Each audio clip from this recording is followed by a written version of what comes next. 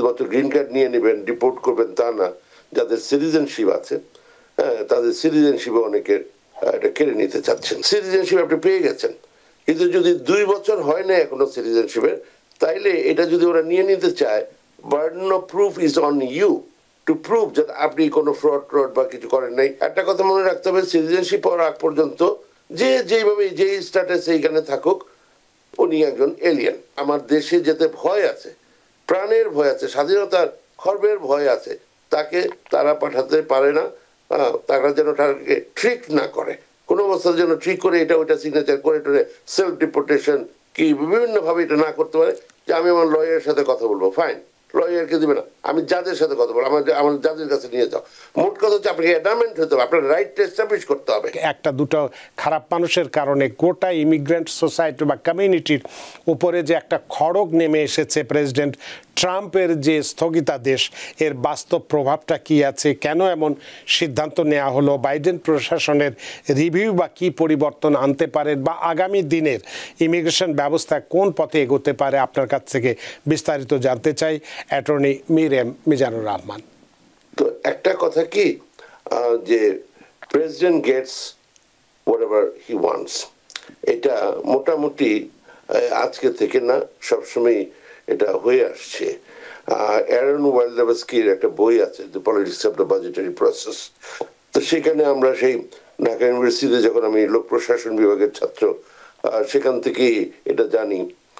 আইনের পরে যে দেশে এসে আমি আবার সাবজেক্ট চেঞ্জ করে আইন পড়লো, সেটার জন্য না, আরো আগে থেকেই এটা জানি। তো ট্রাম্প সাহেব যদি এটা বলে, যদি না, যেটা আপনারা জানেন যে বলে থাকেন, একটু আগেও পড়ছিলাম, শুধু ওনার ইচ্ছা যে শুধুমাত্র অ্যাসাইলাম বা গ্রিন কার্ডধারীদের রিভিউ করা তা না, উনি বেশ কিছু লোককে ডিন্যাচারালাইজ করতে চান। মানে শুধুমাত্র গ্রিন কার্ড নিয়ে নেবেন, ডিপোর্ট করবেন তা না। যাদের সিটিজেনশিপ আছে, হ্যাঁ, তাদের সিটিজেনশিপে অনেকের এটা কেড়ে নিতে চাচ্ছেন। তো প্রেসিডেন্ট এই ধরনের যদি একটা পলিসি, মানে একটা কথা বলেন, এটা অন্যদের উপরে, তার যে প্রশাসন অন্যদের উপরে একটা পলিসি ডিরেক্টিভ হিসেবে কাজ করে।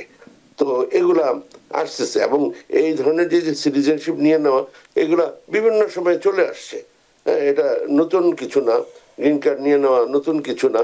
তো এইভাবে যেভাবে করে যে রেগুলার এই ধরনের বক্তব্যগুলো আসছে, সুতরাং এটা ব্যাপারে কনসার্ন না হয়ে পারা যায় না।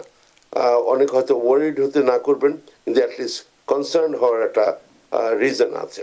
হ্যাঁ, আর আরেকটা কথা একটু বলে নিতে চাই, আমাকে সঞ্চালক মহোদয় অভিজ্ঞ বললেন, আমার হয়তো চুলটা পাকা বলে এই কথাটা বলতেছেন। তবে এটা ঠিক যে আমি অভিজ্ঞ ধরনের শব্দটা খুব একটা পছন্দ করি না। আমার সম্পর্কে বলতে গেলে ফ্যাক্টস দিতে চাই, আমি 50টা শহরে ফিজিক্যালি গিয়ে আমেরিকার কেস করেছি। তো এটা থেকে যদি কেউ তো এখানে কম বুঝে না, ওটা দিয়ে বুঝতে পারেন যে আমার যদি আমি ঠেকেও শিখি, কিছু হয়তো শিখেছি কিনা।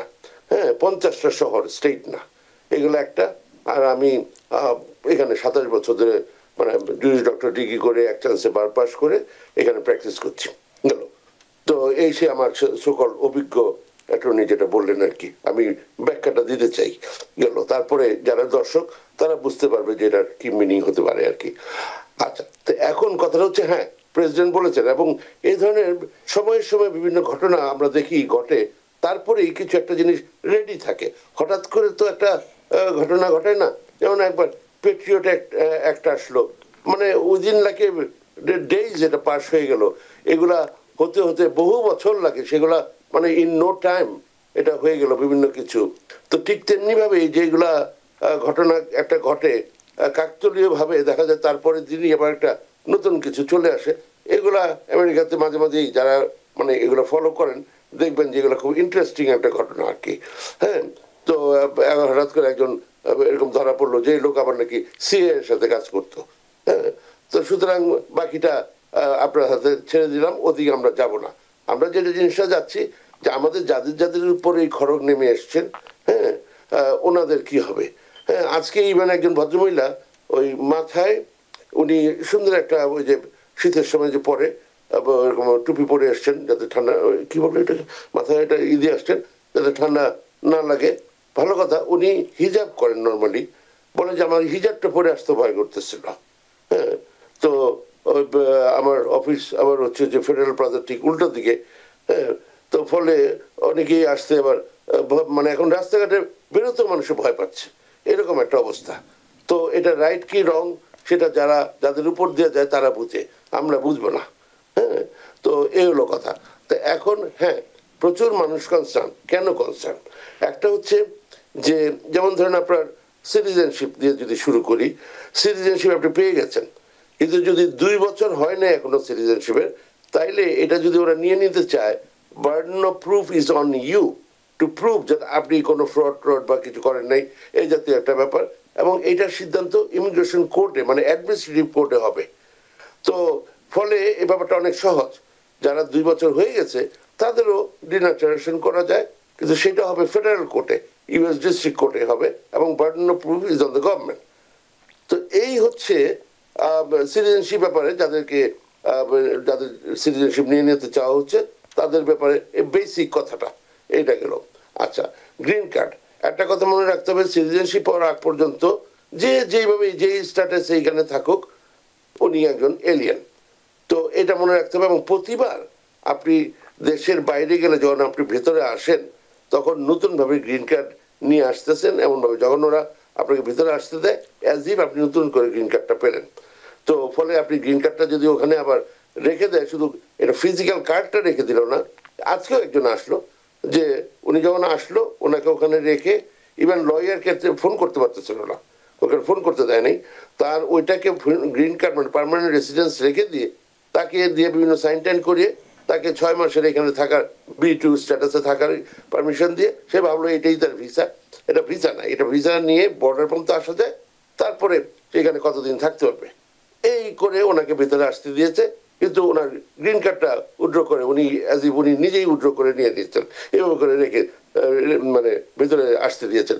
উনিও খুশি ওনাকে ভিতরে আসতে দিয়েছে। কিন্তু কিভাবে যে আসলো, এর থেকে যদি মানে ওকে বলতে হলো যে ডিপোর্টেশনের কথা, এর থেকে যদি উনি ওনাকে ডিপোর্টেশন প্রসিডিংসে ফেলতো তাহলে বরং সুবিধা হতো, সোজা হতো। এখন বের করতে হবে কিভাবে এই জিনিসটাকে সলভ করা যায়। তো এটা আবারও বলি, যদি এই ধরনের কারো এরকম সিচুয়েশন হয়, এয়ারপোর্টে আসার পরে এই ধরনেরই করে, তখন যদি কেউ বলে যে আমার দেশে যেতে ভয় আছে, প্রাণের ভয় আছে, স্বাধীনতার খর্বের ভয় আছে, তাকে তারা পাঠাতে পারে না। তারা যেন তাকে ট্রিক না করে, কোনো অবস্থার জন্য ট্রিক করে এটা ওইটা সিগনেচার করে টোরে সেলফ ডিপোর্টেশন কি বিভিন্ন ভাবে এটা না করতে পারে। যে আমি আমার লয়ারের সাথে কথা বলবো, ফাইন, লয়ারকে দিবে না, আমি যাদের সাথে কথা বলবো, আমার যাদের কাছে নিয়ে যাও। মোট কথা হচ্ছে আপনাকে অ্যাডামেন্ট হতে হবে, আপনার রাইটটা এস্টাবলিশ করতে হবে, করে আপনি সামহাও, আর তারা আপনাকে ডিটেনশনে নিয়ে যাবে, আপনি ভয় পাবেন না, ওখানে থাকবেন, ই করবেন, কিছু করার নাই, মানে আপনি নিয়ে গেল সেইখানে আপনি লয়ারের রাইট পান, মানে দেখা পাবেন, মানে ফর শিওর। কিন্তু বর্ডারে বা বর্ডারের বাইরে you do not have a person right to a lawyer, so don't even call lawyer, ওখানে ঢুকতে পারবে না। এটা হচ্ছে মানে কোনো সাদা চামড়া কালো চামড়ার ব্যাপার না। এই হচ্ছে আপনি জেনে নেন, আপনাকে প্রথমে ডিপোর্টেশন এই ডিটেনশনে নিয়ে গেলে মহাভারত অশুদ্ধ হয়ে যাবে না, যেহেতু আপনি একটা বিপদে পড়েই গেছেন। যান ওইখানে যে তারপরে আপনি আপনার পছন্দ মতো আপনি লয়ারের সাথে যোগাযোগ করেন, আত্মীয় স্বজন আত্মীয়দের সাথে যোগাযোগ করেন। অনেকেরই আত্মীয় স্বজন নাই, ভালো কথা, কিন্তু অনেক বন্ধু বান্ধব আছে, মুরব্বী মানুষরা আছে, তাদের সাথে কথা বলেন, হ্যাঁ, বলে আপনারা একটা ব্যবস্থা নেন। এবং ওইভাবে যদি আনে তাহলে আপনাকে অ্যারাইভিং এলিয়েন নামে আনবে। আপনি ইডাব্লিউআই না, অ্যারাইভিং এলিয়েন, আপনাকে ইন্সপেক্টেড করে আপনার গ্রিন কার্ড নাই, অ্যাডমিটেড করবে না, কিন্তু পেরোল ইন করে আনতে হবে। আনলে আপনি কোর্টে নিতে হবে, কোর্টে নিলে হোয়াট আই নো লাগে মোটামুটি অনেকের ক্ষেত্রে I can get the green card মানে রেস্টোরড, এবং আপনার প্রসিডিংসটা টার্মিনেট করে আপনার গ্রিন কার্ড নিয়ে আপনি বাসায় ফিরে যাবেন। তো এই জিনিসটা আপনাকে বুঝতে হবে, ওইটা উনি ওইখানে সুযোগ পান নাই বা আগে আলাপ করে যান নাই, হ্যাঁ, যার ফলে এই অবস্থাটা হঠাৎ করে নিয়ে আসে। এবং যিনি নিয়ে আসছে উনি নিজেও জানতেন না, ওনার কোনো মানে ঘনিষ্ঠ আত্মীয় আর কি চলে আসছে। তো এখনো ওনার বেগম সাহেব আসেন নাই, তাই যা সব ওনার এই অবস্থা না হয় গেল। আচ্ছা, তো এইটা একটা ব্যাপার। তো ওনারা যেটা বলেছেন যে বাইডেন সাহেবের আমলে এখানে একটা মানে নোংরামি যে জিনিসটা আমেরিকার কালচার এটা ছিল না, যে যেই দলেরই হোক না কেন, যে একটা কন্টিনিউটি, একটা ভদ্রতা, একটা সুন্দর ট্রানজিশন, এই জিনিসগুলা উদাহ হয়ে যাচ্ছে। এটা আর কি মানে একটা লজ্জার ব্যাপার আমার জন্য, যে আমি এই দেশে থাকি, এখানে আমি অলমোস্ট আমার জীবনের মানে আমি তো বেশিরভাগ সময় এখানে থাকলাম, এখানে পড়াশোনা করেছি, কত একটা মানে সম্মান ফিল করেছে যে এই দেশে আমি উচ্চশিক্ষা নিতে পেরেছি, এখানে প্র্যাকটিস করছি, কতটা একটা সুন্দর একটা জীবনে। মানুষ এখানে শুধু টাকার জন্য আসে না, টাকার বহু দেশে বহু টাকা আছে, এখানে একটা সুন্দর একটা পরিবেশ। America is something, it's matter of honour. আর সেইখানে একটা নোংরামির মতো অমুকে করেছে এটার বাধ্য, এ তো পুরা মানে নামটা বলা দরকার নেই, অনেক এরকম তৃতীয় বিশ্বের অনেক দেশ আছে, সেটা থেকে নোংরা অবস্থা হয়ে গেছে গেল। তো এখন এই যে ওখানে কি হয়েছে, এর আগের আমলে যেই গ্রিন কার্ড গুলো দেওয়া হয়েছে, যেই অ্যাসাইলাম গুলো দেওয়া হয়েছে, ওগুলো আবার রিভিউ করবে। আমি এর আগেও তো বলেছি, আপনার দেখেন 2012 সালে একবার চায়না টাউন কর্ডন দিয়ে 26 জন লয়ার এবং দালাল জাতীয় লোকজন ধরে নিয়ে গেছে, সাথে কম্পিউটারটা নিয়ে গেছে, সিপিইউটা, কোনো মনিটর টনিটর দরকার নেই, আর কিছু না, সিপিইউটা নিয়ে গেছে। এই যে কেসগুলা এখনো চলতেছে, এখনো এগুলো নিষ্পত্তি হয় না। যারা ইভেন গ্রিন কার্ড পেয়ে গেছে তাদের আবার ধরে নিয়ে আসছে কোর্টের মধ্যে। তো এই যদি সেই 12 সালের কাহিনী এবং একটা গ্রুপে এই 26 জন লয়ারের কাহিনী, আর যদি এই সবগুলো নিয়ে টান দেয়, তাহলে কত বছর আবার লাগবে, আমি সেটা নিয়ে মানে একটা শঙ্কায় আছি। হ্যাঁ, আমার কাউকে শঙ্কা দেওয়ার কোনো রিজন নেই, আমি আমার নিজের কাছে শঙ্কা ফিল করতেছি যে এই জিনিসগুলো যদি এরকম হয়, মানুষের সবকিছু বাদ দিয়ে এখন এগুলো নিয়ে চিন্তা করবে, সে তার বাচ্চার পড়াশোনা নিয়ে চিন্তা করবে, তার নিজের পড়াশোনা নিয়ে চিন্তা করবে, ভালো জবের বিজনেসের এগুলো চিন্তা করবে না, এখন সব বাদ দিয়ে নিজের অস্তিত্ব নিয়ে চিন্তা করতে হচ্ছে। তো এগুলো খুব দুঃখজনক ব্যাপারটা। আরেকটা জিনিস হচ্ছে যে অ্যাসাইলাম যে কেসগুলো আছে বর্তমানের, এগুলোর ব্যাপারে তারা আরো ডিলে করতে চাচ্ছে, কিন্তু কোথায়, আমি তো মানে পার্সোনালি আমি কোনো এগুলো দেখতেছি না। আমি অ্যাপ্লাই করলাম, এখন বরং আমার ক্লায়েন্ট দেরি করতে চাচ্ছে, হিউস্টনে যাবো এই মাসে, সেখানে বলতেছে আর একটু দেরি করা যায় কিনা। কোথায় আরো তাড়াতাড়ি করে তাড়াতাড়ি পার হয়ে যাবে, না বলে যে দেরি করবে নাকি, কেমনটা লাগে। আচ্ছা, বস্টনে পড়েছে অ্যাসাইলাম ডেট, তার নাকি মন টন খারাপ, তার বউর সাথে মন টন খারাপ, ফলে সে দেরি করতে চাচ্ছে। তো এইগুলা, এই যে আপনারা দেরি করেন, এগুলো আবার কবে গিয়ে পড়বে, এগুলা কি আপনারা ভেবেছেন?